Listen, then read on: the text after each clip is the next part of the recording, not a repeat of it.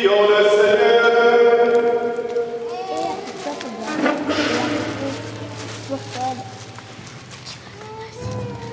Seigneur notre Dieu, tu as sanctifié le baptême par le mystère de ce mot, que tu en as fait le sacrement de l'alliance du Christ et de l'Église. Accorde à Hippolyte et Thérèse, qui vont recevoir ce sacrement pour leur foi, de réaliser par toute leur vie ce qu'il explique. Par Jésus-Christ, ton Fils, notre Seigneur et notre Dieu, qui règne avec toi et le Saint-Esprit, maintenant et pour les siècles des siècles.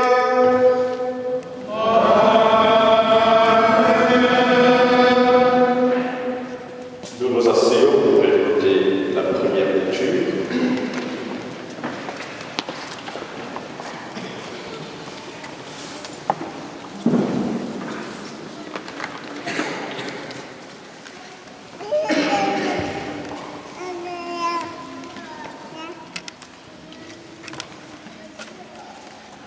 Lecture du livre de Tobie. Le soir de son mariage, Tobie dit à Sarah: nous sommes les descendants du peuple des saints, et nous ne pouvons pas nous unir comme des païens qui ne connaissent pas Dieu.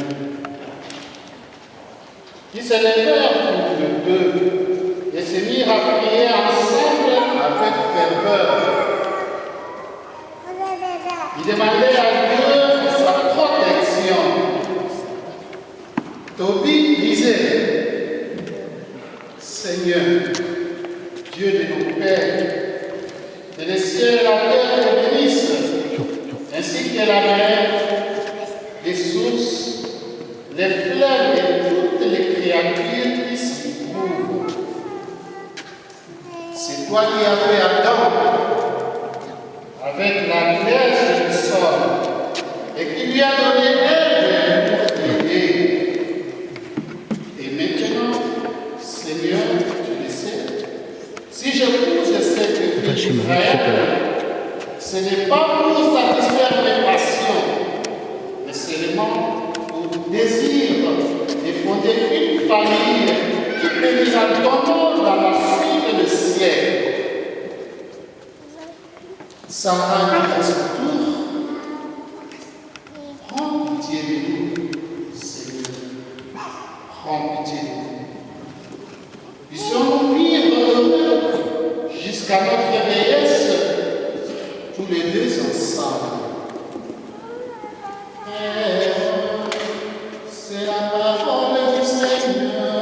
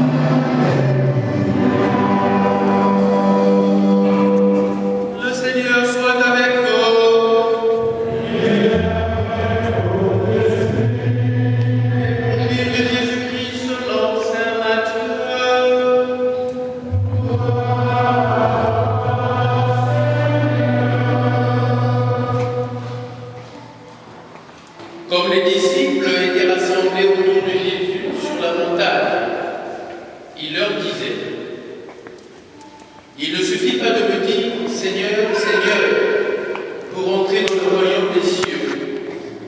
Mais il faut faire la volonté de mon Père qui est aux cieux. Tout homme qui écoute ce que je vous dis là et le met en pratique est comparable à un homme prévoyant qui a bâti sa maison sur le roc. La pluie est tombée, les torrents ont dévalé, la tempête a soufflé et s'est abattue sur cette maison. La maison ne s'est pas écroulée, car elle était fondée sur le roc.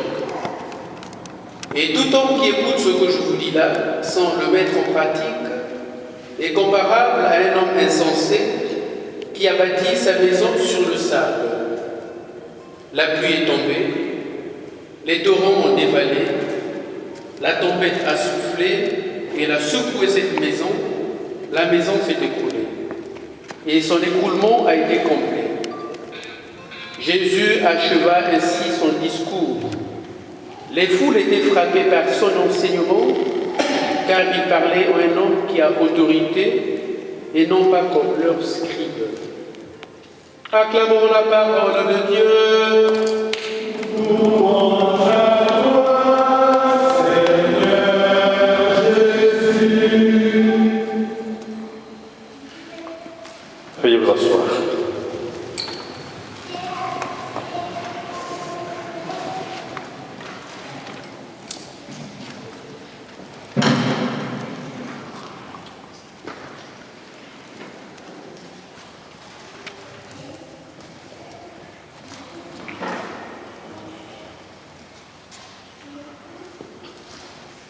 Hippolyte, Nénette, Émile. Je ne sais pas comment le traduire en lingala. C'est ce qu'il y a de plus beau.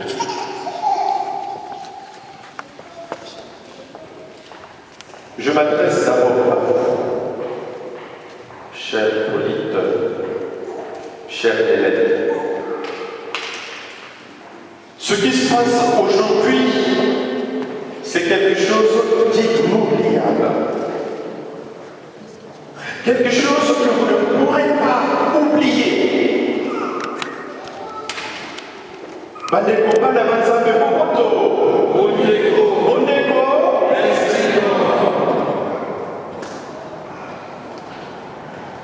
Il y a longtemps que vous êtes ensemble.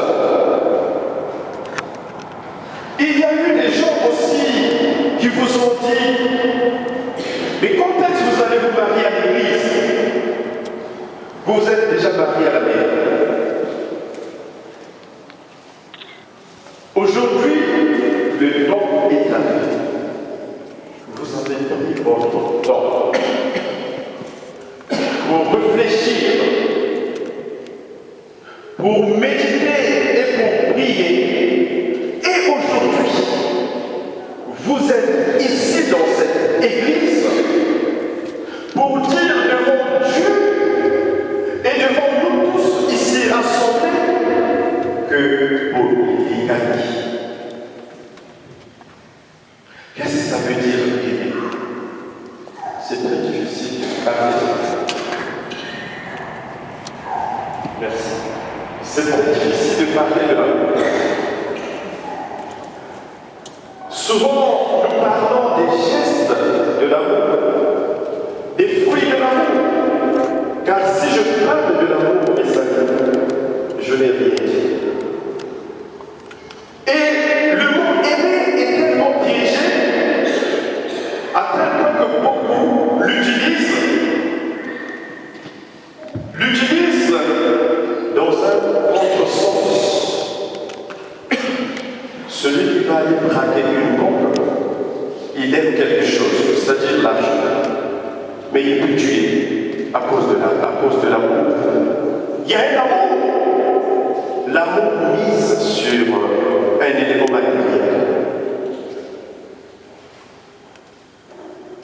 Le chat, il aime bien la souris. Parce que le chat mange la souris.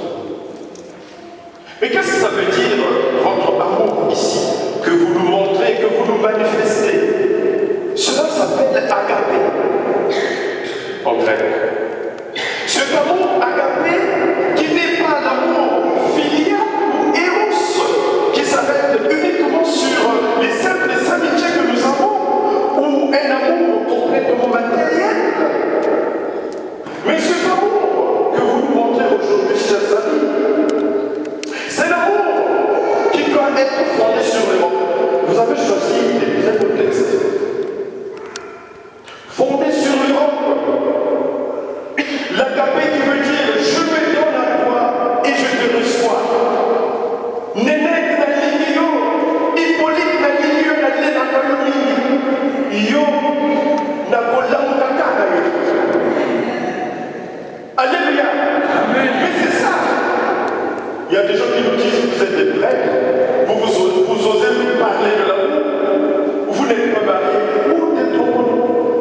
connaissons là des choses.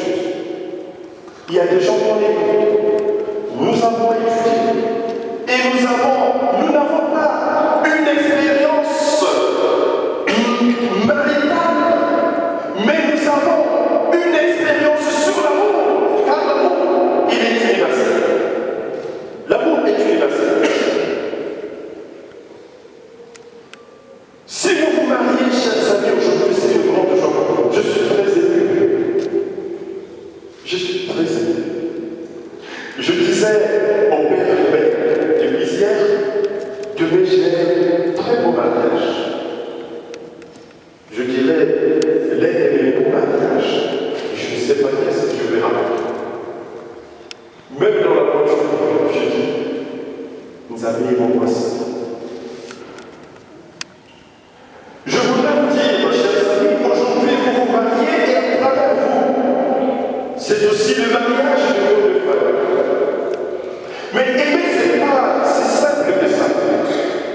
Quand on dit par exemple, il y a des mois dans la mais beaucoup de gens pas dans la même si moi j'ai assez comporté ma vie.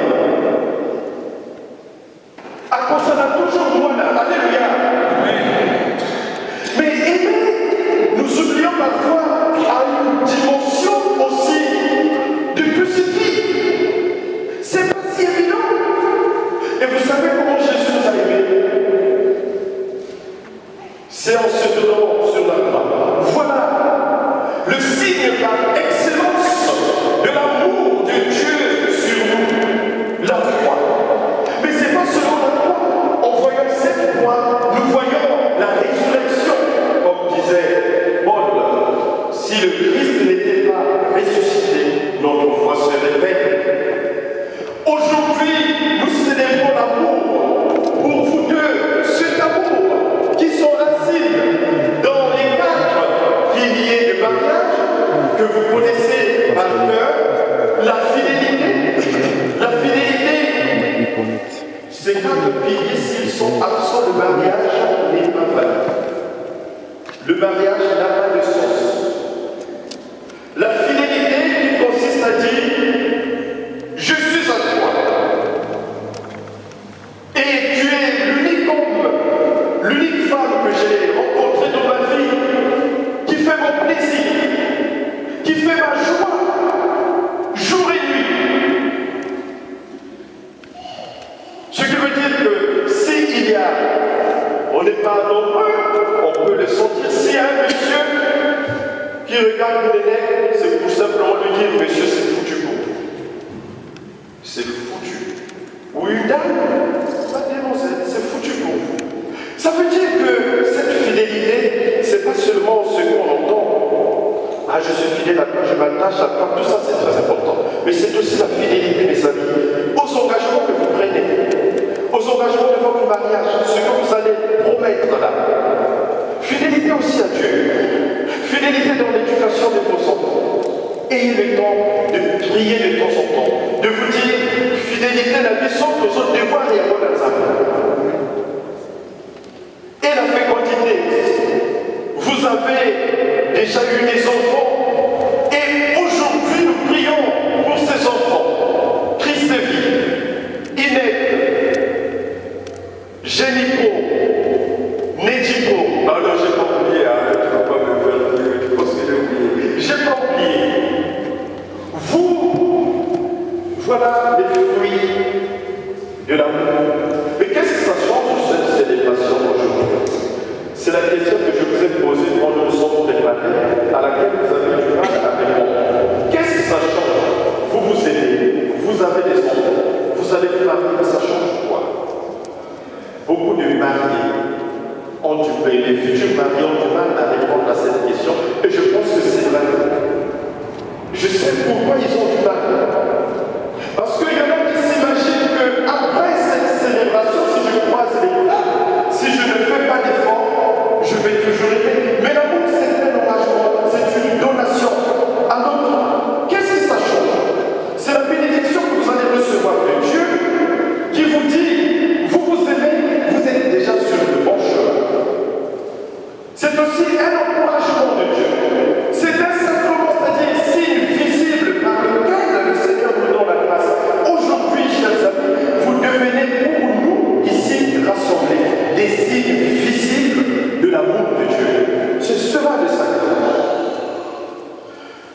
fécondité, avoir des enfants. Mais c'est pas seulement faire des enfants, les élever humainement et dans la vie. Ça, c'est très important. Et je suis très heureux parce que tous vos enfants sont baptisés. Donc, vous êtes un groupe croyant et qui pratique. Merci. Troisième fidélité, la liberté. La liberté donnée aussi à l'autre de s'épanouir, de faire ce qui lui tient à cœur. C'est pas liberté, la joie, tout le monde a cœur dans la société. Ah oui, c'est qui cette dame-là qui t'appelle? Tu es resté dans ton téléphone. Ouais, Nico. C'est pas ça. Il faut donner la liberté aux autres, car dans cette liberté que je donne aux autres, je lui dis chérie, je t'aime. Partout où tu vas, je suis avec toi. Liberté. Et Dieu nous a fait libre. Vous avez vu, personne ne nous a forcé. Moi, quand vous me l'avez annoncé, vous allez vous marier, j'étais très content. La première année, je vous ai proposé un trédium pour qu'on puisse prier pendant 3 jours et cette prière est clôturée par cette messe. Et l'indissolubilité, le 4e pilier du mariage, l'indissolubilité qui prend racine dans cette parole de Jésus quand il dit l'homme quittera sa famille et s'attachera à sa femme. Les deux ne feront pas. C'est comme si dans la Bible, on est très mauvais en mathématiques. 2 plus 1 plus 1, ça devrait faire 2. Mais 1 plus 1 est net et Hippolyte, aujourd'hui, ça veut dire 1. 1 dans le projet du mariage. 1 dans le projet de s'aimer. 1 dans le projet d'éduquer vos enfants, d'élever vos enfants. C'est indissolubilité. Et c'est ça qui donne aussi sens au mariage chrétien. Et ce mariage, personne ne va le dissoudre. Vous allez vous marier à vie. Et ce mariage prend sens dans cette alliance que vous allez vous donner l'un envers l'autre. Par la main gauche, côté gauche où se trouve le cœur. Ce qui veut dire que Nénette et Hippolyte, vous allez rejoindre le cœur. L'amour, c'est une affaire du cœur. C'est pas une affaire. Alléluia. C'est une affaire du cœur. Quand on n'aime pas ou quand on n'est pas aimé, on se sent blessé, on n'existe plus. C'est une affaire du cœur. C'est pour ça que vous allez vous donner l'alliance. Il y a plusieurs significations, mais je ne suis pas là pour m'étaler comme ça en faisant un cours de théologie. Mais ce que je peux vous dire, c'est simplement cette alliance que vous allez